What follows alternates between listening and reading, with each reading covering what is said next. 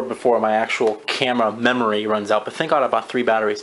So yeah, I bought a sealed copy of this game. This game defined, you know, pretty much the originality in terms of video games.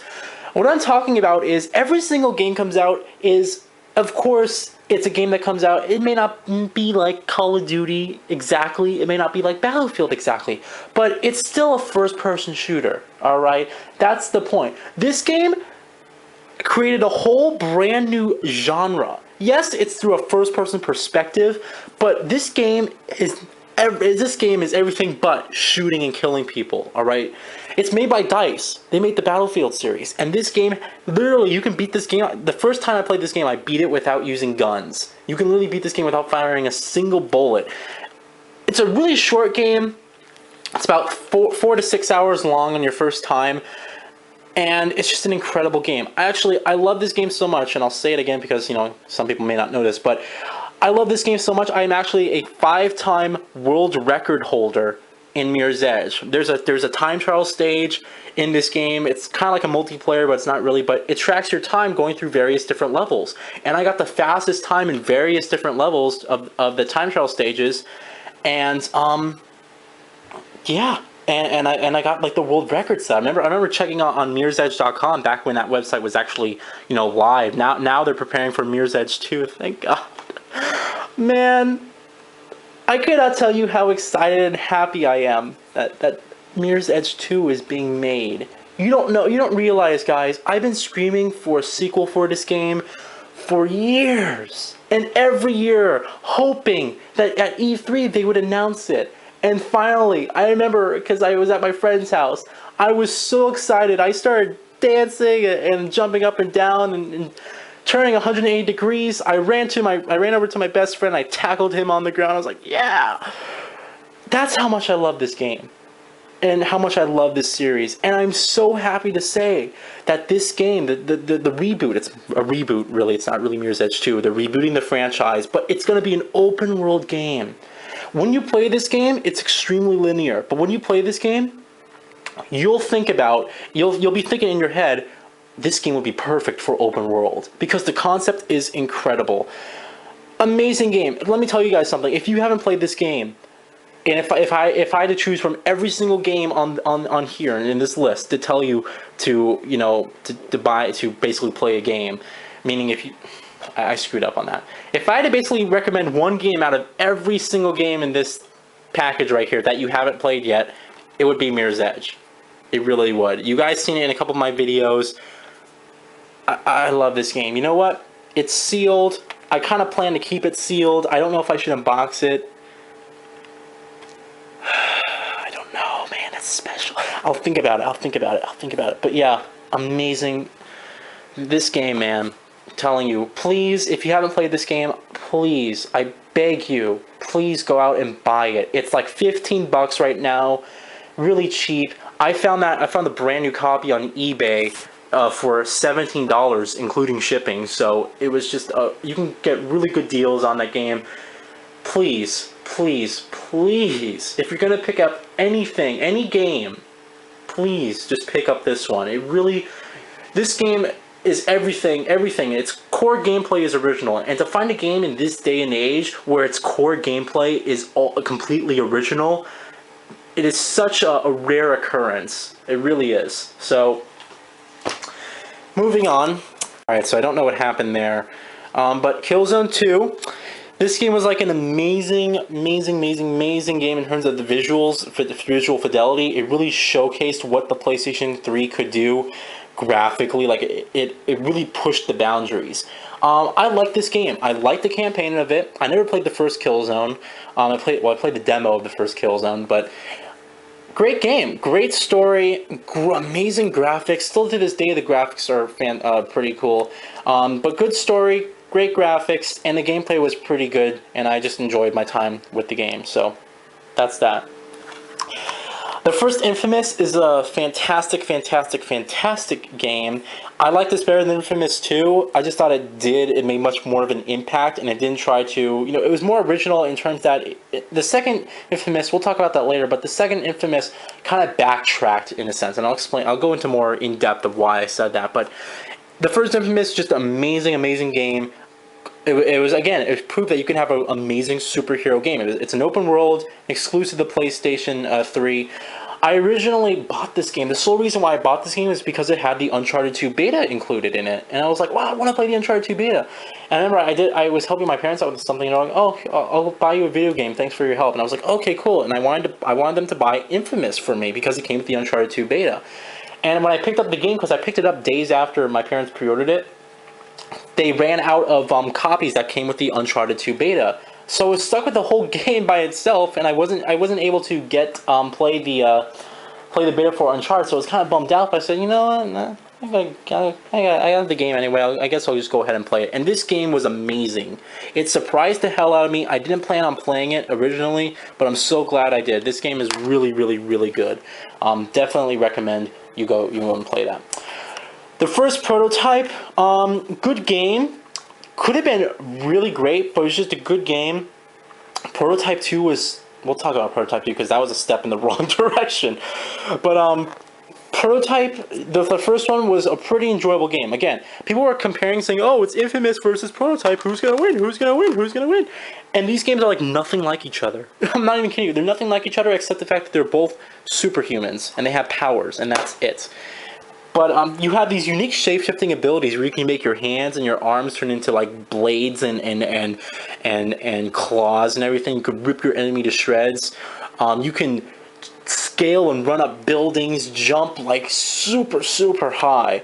I remember I was originally watching gameplay videos for this, and it really impressed me. I couldn't wait for this game to release, and well, it did, and I think it did really well. But I did think it could have been a little bit better in terms of like its story and the graphics too. The graphics were kind of outdated at the time. It wasn't really attractive, that attractive graphics, but I did have a lot of fun with the campaign for this game. Uncharted 2 was such a leaps forward from Uncharted 1. It improved on nearly all the gameplay aspects, but at the same time, it made a story that was much more entertaining, much more interesting. The first Uncharted was really interesting. Let me remind you, the first Uncharted story was really great, but Uncharted 2 kind of took the series into new directions. This is the game that basically put Uncharted and Naughty Dog on the map. Everyone was like, "Oh yeah, Uncharted's a good game," but Uncharted 2, like, you know, it won Game of the Year of 2009. Amazing game, long campaign, very enjoyable characters. It had multiplayer, which is actually really enjoyable multiplayer too. Just amazing game. It was just a fantastic game. I recommend. Of course, you know, everyone's probably played it. If you own a PlayStation 3, you played Uncharted. That's basically how it goes. But yeah, just amazing game. Assassin's Creed 2, amazing game. This was such an improvement on what the original Assassin's Creed did. The original Assassin's Creed was like... hold on, I gotta sit down.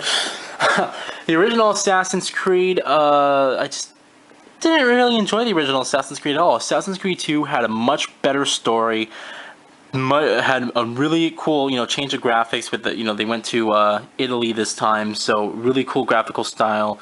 And the character Ezio, which I'm sorry, I don't know about Assassin's Creed 4 because I haven't played Assassin's Creed 4 yet. I'll be playing it on the PlayStation 4 very soon.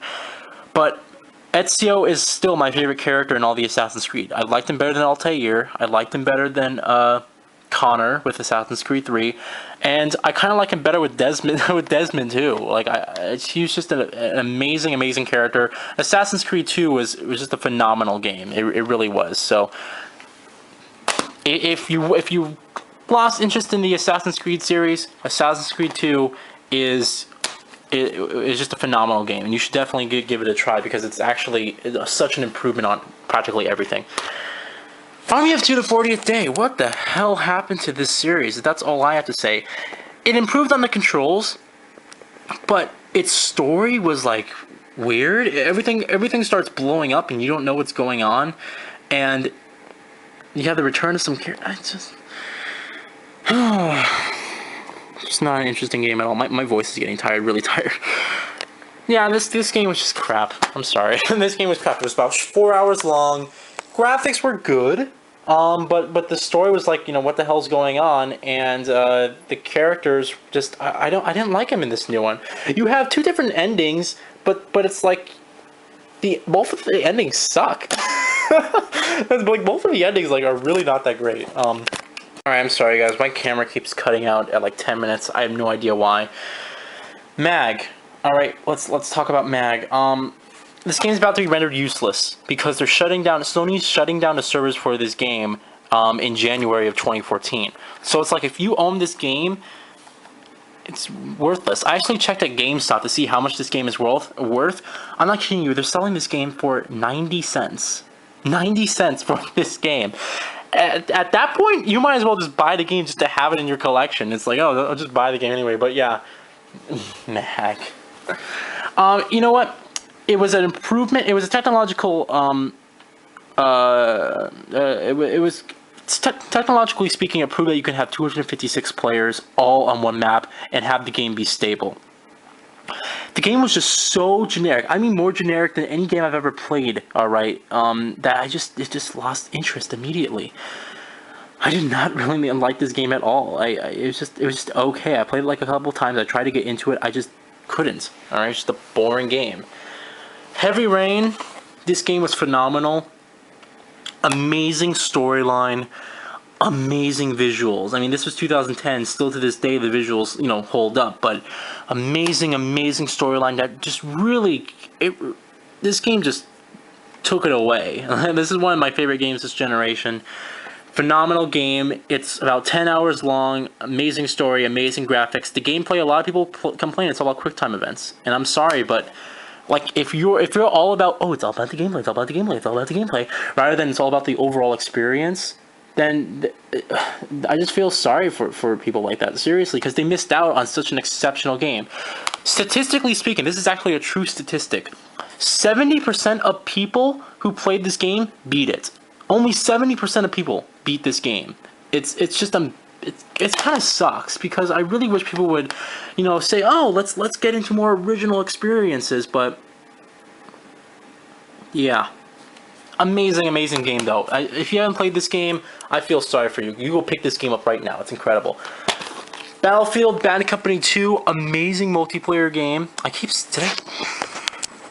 just realized I keep saying the word amazing. I gotta stop saying that. This video series is turning out to be... I'm trying to hurry up because I'm really tired and my voice is going to be shot tomorrow. Bad Company 2. Again, decent campaign, but just a decent campaign and really good multiplayer. People are saying like, oh, the campaign, the characters are just really entertaining. It's just really entertaining characters and really entertaining campaign. And I'm sorry, I just don't find the campaign for any of the Battlefields anything but decent. They're all just decent to me. Bad Company 2 though had amazing multiplayer, and it's still to this day my favorite Battlefield 3, my favorite Battlefield multiplayer out there. It's amazing. I have so much fun playing with Sun Twisted and Goat the Great in this. Logging hours are some of the best times in my life playing multiplayer games, playing with those guys. But yeah, just a phenomenal multiplayer game. It was just amazing. It was really squad-based too, and when you had friends, it worked great. God of War 3, I haven't beat this game. I got bored of it, I stopped playing it, and I haven't really had any interest to go back into it. I don't know why everyone says this game's phenomenal and just incredible, and it got like 5 out of 5. Incredible boss fights, large-scale, amazing boss fights, but I'm sorry, just the core gameplay just got really boring to me. It was all just hack and slash, and I just wasn't really interested in the story and what was going on, and what was interested in on the gameplay side. The game runs beautifully, by the way, 720p and in about 60 frames per second. I think it was 60 frames per second, or it might have been an unlocked frame rate, but the game was just okay to me. I stopped playing it. I haven't really had any interest to go back into it. Whatever, it's God of War. Alright, Yakuza 3, this is like a hidden gem for me, really, because, this game, I know a lot of people haven't probably played this game. This game is all in Japanese. Literally, like, this whole game is in Japanese. You have to read English subtitles to play this game. It's made these guys. This series is actually pretty good, and I took a chance with it because everyone was saying, "Oh, this series is good. This series is good," and I decided to take a chance on it, and it impressed the hell out of me. This game's story is just really good, and I had hit that emotional impact. Of course, it goes for that sort of, Asian cliche kind of thing, but that's like the enjoyment of this game. I love the culture surrounding Japan and all that. I think it's a really funny and interesting culture. I didn't mean funny in an insulting way, all right? But I meant like it's a really charming culture, and I love the way it was represented in Yakuza 3. So amazing. I had to stop saying amazing. Good game. I recommend you definitely buy it. It's kind of hard to play this, to find this game, because I tried searching for this game for months and I couldn't find it. And just I randomly came across it in my GameStop. I was like, okay, I have to get this game. I couldn't find it anywhere. So, but if you can find this game, definitely recommend picking it up. Like I said, it's all Japanese with English subtitles, but it has a really good story. It has a better story than most games, and that's actually quite surprising, considering the game's not even made in this country. But we'll see. Kane Lynch 2, Dog Days. I got this. This is actually a pretty good game, and I remember playing the demo for this and playing the multiplayer with Goat the Great, and we had a lot of fun. I think we did play the multiplayer together, I think. But yeah, I picked the game up. 4-hour insulting ending. The game doesn't really end, but I did have a lot of fun with it. In between, like the game's story, basically just ends. And that's it. It just ends. Credits start rolling, and that's it. I like the whole, theme. I appreciate the theme they were trying to go for, with it being, oh, it's through a camera lens, and the guy's following you around with the camera, and the camera's like swaying around like this. It's like, oh, let me go sprint, and that's how the camera was when you sprinted. You can turn that off, by the way, which I did, but. I like the style that they were going for. I think it was an improvement on the Kane Lynch control system, because I remember playing the demo for the first one. The first one's controls were not really that well. And fun multiplayer too, really fun multiplayer. I have some gameplay of this up on my channel too. Spider-Man Shattered Dimensions. It actually proved that you can actually have a good Spider-Man game. So this is developed by Beanox. We'll talk about these guys later, but this is an interesting game because you have 4 different Spider-Men from different dimensions. All right, so you have Spider-Man 2099, the normal Spider-Man, the Noir Spider-Man, I think it is, and then the Amazing Spider-Man back there. And all these 4 Spider-Men have different play styles. So you have like, alright, Spider-Man 2099 is really fast-paced. He's all about, parrying, and his, art style is very futuristic and stuff like that. You have the normal Spider-Man, which is your basic sort of, use your web and hit bad guys and familiar bad guys and stuff like that. You have Noir Spider-Man, who is all about stealth. If you try to go into combat with this guy, you like fail miserably. His attacks do nothing, and it's all about stealth. And then you have the Amazing Spider-Man, which is all about like fast. It's more like fast-paced, like zany off the walls kind of type of thing. So I liked all these 4 different play styles. It really made the game interesting and really made it varied and fun to play, because you're like, oh, I can't wait to see who I play next, so I can get. I just spent like an hour playing stealth. I'm gonna go back into the action with this, and they just handled it very well. It actually had a really good story to it, a story that was actually interesting and made sense within the Spider-Man universe. Castlevania Lords of Shadow. It's actually a good idea, staying the games up. I wanted to play this game, and I played it. I wanted to play this game, and I played it. But I wanted to keep playing it, and it turns out there's this game-breaking bug. Yes, this game-breaking bug, where literally, when I'm playing this game, there's an enemy that needs to spawn in order for me to progress through the level, and the enemy just won't spawn. It's like I'm just stuck, so I can't play this. I can't beat this game at all. I can't play it because I'm stuck at this one part. I can't even reload a past checkpoint or anything. If I want to play this game, I have to restart over and over again. It's unfortunate. It really is, because I was enjoying my time with the game, and Castlevania Lords of Shadow 2 is coming out next year, and I'm really looking forward to that. I think it's gonna be a pretty cool game. But yeah, I couldn't play this game because the game just glitched out on me. It's unfortunate, but I did enjoy my time with the game. Enslaved Odyssey to the West. This was a unique game. Again, another surprising gem. But it had a pretty good story. It's made by Ninja Theory. They made a Heavenly Sword, which I showed previously earlier. But it had a really good story, unique, interesting, colorful cast of characters, and an art director, a really good art direction. It was kind of funny because I played this game and there's lots of similarities in terms of the direction and the characters and stuff that they went through in Heavenly Sword. So you can tell it's like by the same people, but this game has like Uncharted platforming combined with like hack and slash gameplay, and it was just a really interesting, fun game. I really enjoyed my time with it. I only played through it once. I might play through it again eventually. But emotional storyline. It's actually long too. I think it's like a 12-hour game too. It's pretty long. It's single player only. But I enjoyed my time with Enslaved. I thought it was a really good game. Assassin's Creed Brotherhood. I did not like this game at all. All right. It continued the story of Ezio, but I'm sorry. This game was just not interesting to me at all. It had a multiplayer. Which I actually thought the multiplayer was quite fun. But I just didn't like Assassin's Creed Brotherhood at all. I thought it was just decent. To put it in perspective, I have to breathe once in a while. Assassin's Creed, I didn't like. Assassin's Creed 2, I really liked.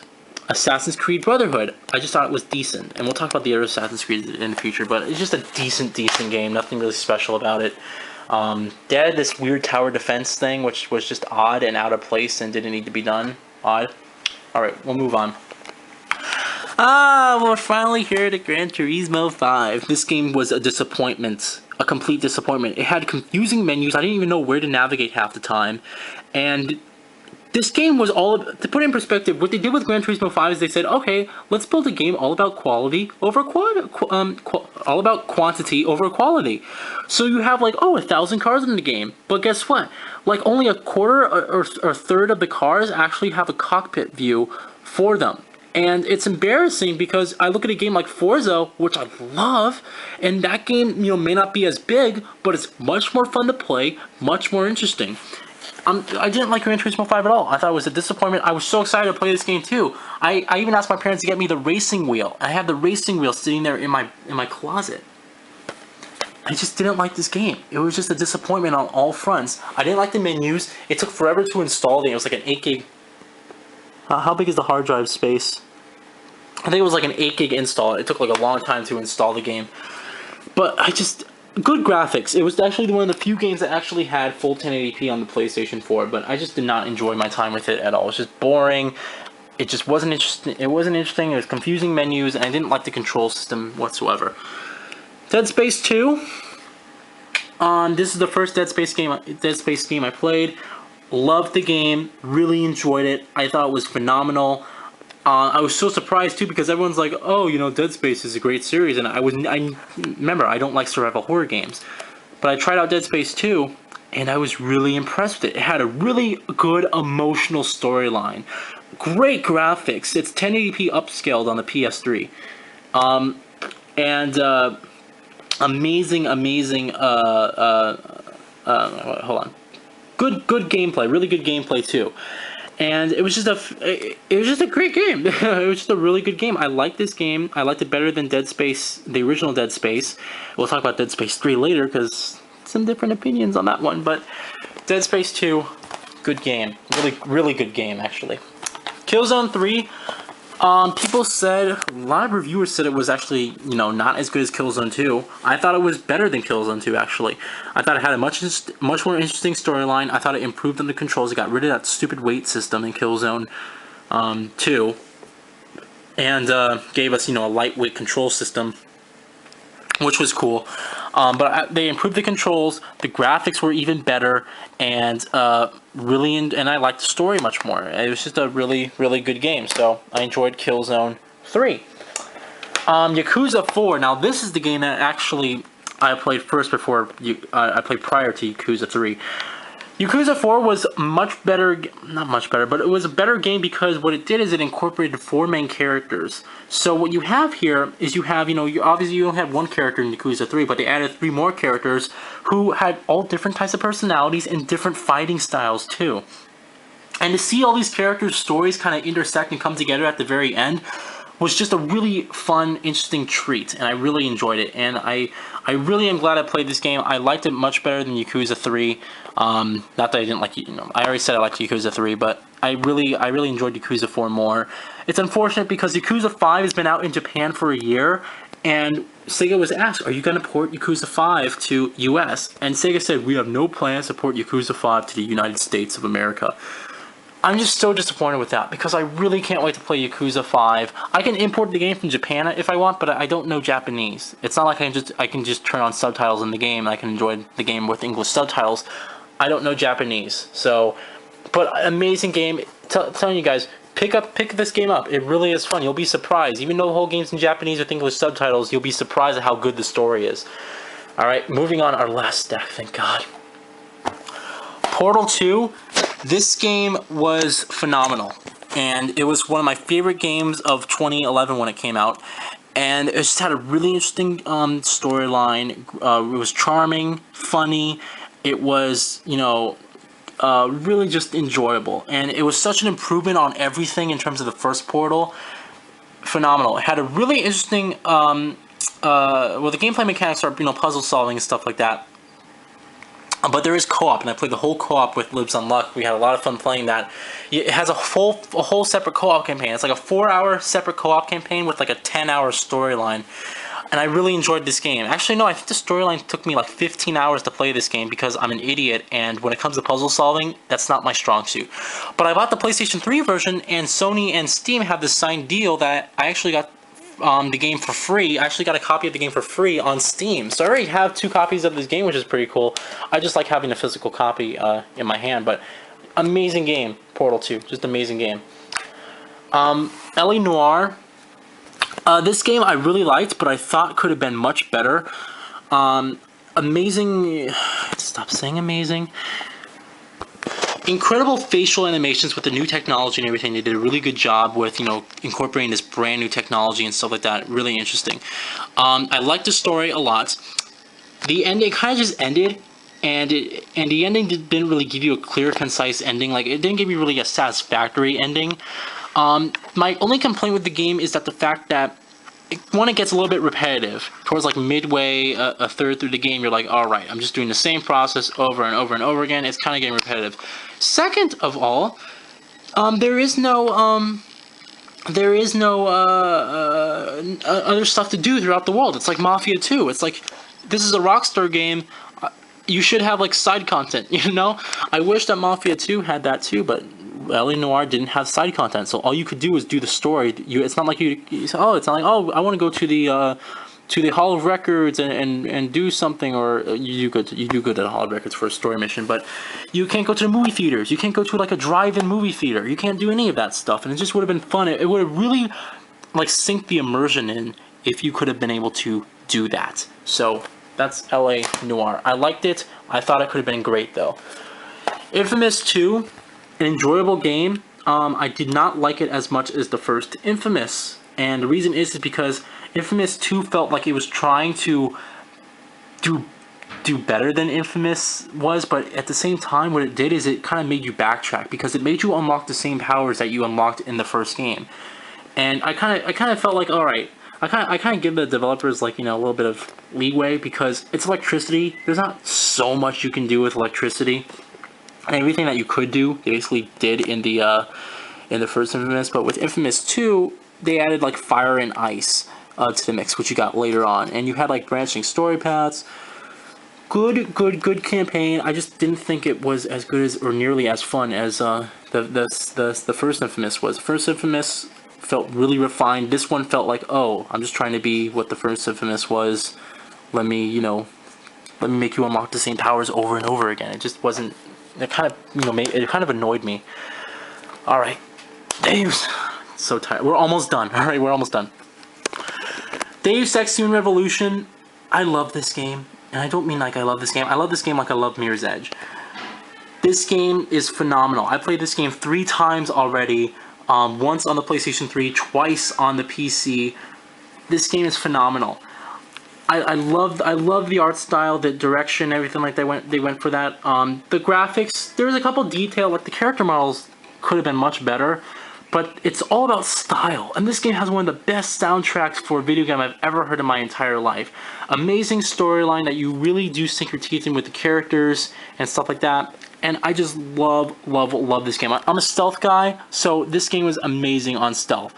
This game is one of my favorite games this whole generation. And when I do my top 10 best games of the generation award, this game is definitely going to be on there. And I'll talk about more in depth of what I want to say about this game. But since it's a game collection video, I'm going to try to hurry up so my camera doesn't run out of memory. But Deus Ex Human Revolution, incredible game, phenomenal, and it's definitely recommend you play it. I played through it 3 times already, and I'm going to play through it again with the director's cut, which is supposed to be a more refined boss battles and stuff like that when we actually hear more information on Deus Ex Universe. Resistance 3, I played this game and I beat it a lot when it was new, and again, I thought it was just decent. It kind of bored the crap out of me. I wasn't that interested in it, and it just was not that good. I gave it a really lackluster rating when I reviewed it, and yeah, I just didn't really enjoy the game. Okay multiplayer too. I'm sorry, Insomniac Games? Since Spyro the Dragon, I haven't seen like any game that's really caught my attention. I haven't played, you know, any of the Ratchet and Clanks because I just wasn't a gamer last year. But Resistance 3, just This whole Resistance series is just that's all it is. We're almost done. Batman Arkham City, great game. I did not like it as much as I liked Arkham Asylum. I thought Arkham Asylum made so much more of an impact. Arkham City felt like, oh, let's make, you know, Arkham Asylum and put it in a bigger world, but I didn't feel like it made the impact and it really made that substantial. It's kind of hard to describe, but I just didn't enjoy my time with it as much as I enjoyed Arkham Asylum. Arkham Asylum I played through like 3 times. Arkham City I played through twice because I bought it on PC for a good deal. And good graphics, great, you know, great refined gameplay. I just didn't, the open world just didn't suit it for me. I don't know what it is, but I just didn't really enjoy the whole open world aspect. It's kind of odd because this game feels like it was just a step in the right direction, but I just did not enjoy my time with it as much as I enjoyed Arkham Asylum. So, but it's still a great game. Battlefield 3. Decent campaign again. Just decent campaign. I did not like the multiplayer of this game at first, and for months I protested the multiplayer, saying, "Oh, I'm never gonna play the multiplayer. It's just boring, right?"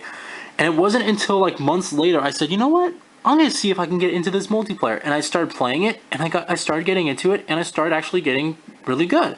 And I liked this multiplayer so much that I got up to rank 45. I got that trophy, that multiplayer trophy. I spent 35 hours in the multiplayer for this game on the PlayStation 3 alone. I bought it on the PC to see how the game would run graphically when I built my computer. And I actually played the whole campaign on PC, and I played the whole multiplayer, and I spent 40 hours in the multiplayer on PC. So to put it in perspective, 30 plus 40 is 75 multiplayer, so 75 hours total in the multiplayer for this game across both platforms. I don't know what it was, but once I just allowed myself to get hooked into the multiplayer, I actually enjoyed it a lot. And I think because Battlefield Bad Company, the Bad Company series was so much more squad based, the Battlefield series went for a more linear, like, oh, play by yourself kind of play style. And I'm the type of person that never plays with friends. So for me, I liked playing by myself, and I enjoyed the multiplayer for that game a lot. Alright, James Bond Bloodstone. I was really hoping this game was going to be fantastic. It was good, though. I enjoyed my time with it. I actually like James Bond better as a third-person game than a first-person game.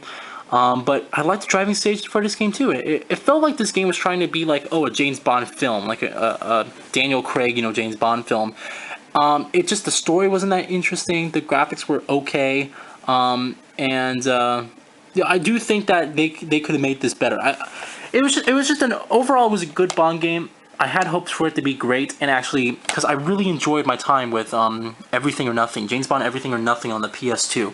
That was like one of my favorite James Bond games ever, and I was really hoping that, you know, Bloodstone was gonna sort of replicate that, but it didn't. But it was still a good James Bond game. GoldenEye. Reloaded. I bought this. This is actually a Wii remake. This was originally on the Wii. Actually, no, the original GoldenEye was on the N64, everyone knows, but they rebooted it on the Wii. Then a year later, they made the HD port to consoles. I like the campaign for this game. The first-person shooting segments are just okay. It's just okay. The multiplayer is actually pretty fun, but it was just an okay game. I actually liked Bloodstone more, but it's just an okay game. That's all it is. Just an okay game. Good campaign, that's pretty much it. And good multiplayer too, but just actually decent campaign. It was just decent, that's all it was. Uncharted 3, this is the Steelbook edition, that's why it looks like this. Yeah, a lot of people didn't like Uncharted 3 in comparison to Uncharted 2. And I think if Uncharted 3 came out before Uncharted 2, people would have said Uncharted 3 is a phenomenal masterpiece. But I think everyone played Uncharted 2 was expecting, like, amazing, like, just incredible, groundbreaking stuff. And Uncharted 3 came out, and it refined the gameplay elements and improved on the graphics. And I actually liked the story a lot too, but I think what people didn't expect is that it wasn't so action like heavy. It was more about learning the characters and stuff like that, about, you know, Sully, and it was about Sully and Nate's relationship, and this whole campaign was delving into those two's relationship, because previously Sully was like non-existent in the first two games. He appeared once in the beginning, then he appeared like a couple times at the end, and that was pretty much it. He was like never in Uncharted 2. He was in Uncharted 1 for a little bit, but in Uncharted 3 he's with you like practically the whole time, and that was a nice change of pace. I liked the campaign for this game a lot. I liked it just as much as Uncharted 2. And I really like the multiplayer too. I love the multiplayer. So, just an overall fantastic game. And I cannot wait for Uncharted 4. I hope Naughty Dog just holds off on Uncharted 4 until 2015. Because I really hope they give time for the series to just, you know, give it a rest for a little bit, have people build up hype, and then bring it back when people actually really are asking for it. That's what I really want them to do. Like 2015, 2016 would be pretty good. Alright, we're almost done. Assassin's Creed Revelations. Good game. I thought it was better than Brotherhood, but again, it just didn't reach the heights of Assassin's Creed 2. And it did give you a free copy of Assassin's Creed. That's why I have it digitally. But yeah, it's just an okay game. It was good. That's all. It was good. So it was. Wait, it was. I didn't like. It was like bad for Assassin's Creed 1, great for Assassin's Creed 2, decent for Assassin's Creed Brotherhood, and good for Assassin's Creed Revelations. Just good. That's all it was. Binary Domain. I gave this game best story game of 2012. I'm still not taking it back. This game has one of the most entertaining, incredible storylines like I've ever experienced in a video game. And I know that's saying a lot, and hopefully that doesn't like make your expectations so high. But let me tell you something. This game is made by the same guys who made the Yakuza series, alright? And they tried to make it a streamlined game for more Western audiences. Pretty cool. But this game was just an improvement. Actually, no, never mind. It basically took Gears of War's playstyle and put it in like a third-person shooter, but mixed it with like elements from Dead Space. So this whole game, you're shooting robots, right? You're shooting robots. And you think, okay, generic characters from a squad and that's it, but let me tell you something, these characters have real depth, and this game has branching storyline paths. There's this cool choice system where you can talk to your teammates and tell them what to do, and the higher trust level you have, the more likely they are to listen to your commands. So if you like shoot them in the back all the time, or if you like tell them, you know, oh, they suck and everything like that, when you tell them to go take cover, they'll be like, oh, screw you, man, and they won't listen to you. This game is just phenomenal, though, in terms of its story. Phenomenal. Great graphics, too. I do recommend you pick up the Xbox 360 version because the PlayStation 3 version had some frame rate issues. But phenomenal game. Its story was just incredible. I loved it. I still think it's the best story game of 2012, even above Far Cry 3, even above Hitman Absolution. I loved it, and I hope that you guys, you know, will finally start playing this. I couldn't recommend it enough during my 2012 Video Game Awards, and I can't recommend it enough now. A phenomenal game. This game's really dirt cheap. Like Mirror's Edge and Binary Domain are like the two games you must play for this generation. Because let me tell you something. Once you delve into this game, there's like Mass Effect romance sequences in it. There's multiple endings. Just a great game. It's a third-person shooter mixed with RPG elements is the best way to describe it. So, look, all my games are falling over. All right, moving up. Prototype 2, step in the wrong direction. It improved on the graphics, and that was pretty much it. Actually, no, it made the gameplay a little bit more streamlined, but the story was just awful. It pins your character from the first prototype as this bad person. And if you play the first prototype, your main character, Alex Mercer, was not a bad person. I mean, he was like the type of guy who just doesn't care. I'm going to continue in the next video, guys, alright? So hold on.